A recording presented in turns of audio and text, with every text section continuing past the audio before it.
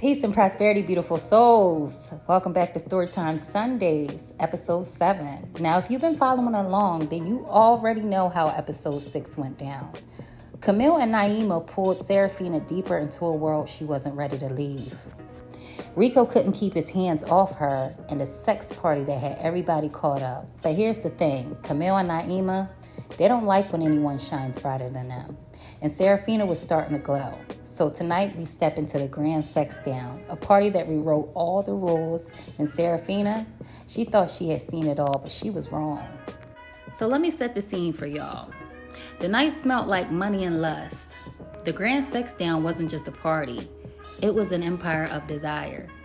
A downtown penthouse draped in velvet curtains, chandeliers dripping crystals that caught the light, and music so low it made the floor vibrate under your skin. Camille walked in first, of course, her locks piled high, her dress slit to her hip, owning that room like she had built it. Naima was at her side like a puppet, lips painted blood red, a woman with workers for days. And every man and woman inside knew they belonged to her for the night. Serafina trailed behind, trying to look unbothered. Her silk dress clung to her in places she didn't even want to admit. Eyes followed her, whispers rose, but Camille didn't introduce her this time. No. Camille had decided Serafina needed to be reminded who made her. Serafina couldn't look away. She had seen Camille's hunger before, but never like this. Never 20 men deep. Never Naima bent over velvet couches while Camille lit cigars and laughed in between moans. It was power and filth blended together. A show designed to remind Serafina she was still just a student. She tried to look unbothered, but her body reacted. Heat rose under her skin. She shifted her thighs. She hated how much she wanted to be in it. Rico appears, and then she felt it. A hand on her back. It was Rico. His breath was at her ear, his tone both teased and claimed.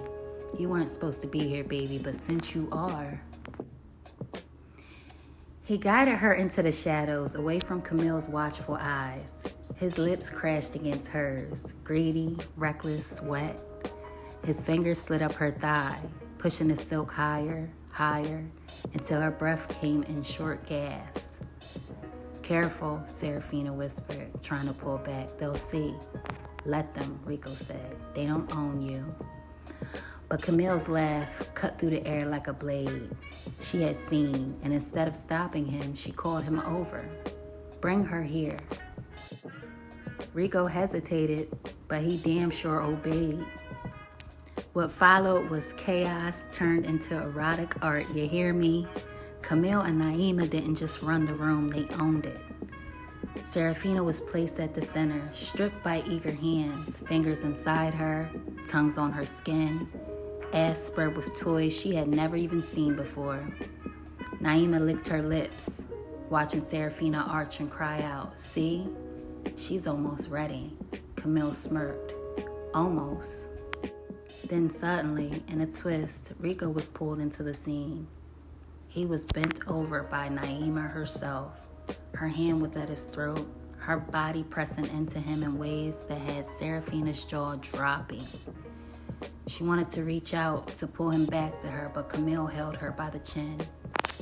This is power, said Camille. This is control. Remember, you don't move unless I say so. And just when Serafina thought the night couldn't cut deeper, the door opened. It was Malik. He walked in searching for her, but the sight stopped him cold. Serafina spread, Camille laughing, Naima working Rico in ways no man admitted to. His jaw tightened, his eyes burned, but he didn't say a word. He turned and he walked right out and closed the door right behind him. Serafina's stomach dropped, but the party still went on. It went on until sweat soaked the floor and voices went hoarse. But Serafina still couldn't shake Malik's face. His silence cut more than any shout could. Later, alone in the mirror, she touched her lips and whispered to herself, I don't need them. Not Camille, not Naima, not even Malik. She had already met 2 people at the party who slipped her numbers into her hand. Men who promise money and opportunity. And for the first time, Serafina thought she could do this all on her own. She smiled, dangerous, hungry, and ready. Y'all think Camille plays the back? She don't. She controls everything. But me, Serafina thought, I'm about to flip the whole motherfucking game. And that, beautiful souls, is where episode 7 ends. The grand sex down wasn't just a party, it was a test.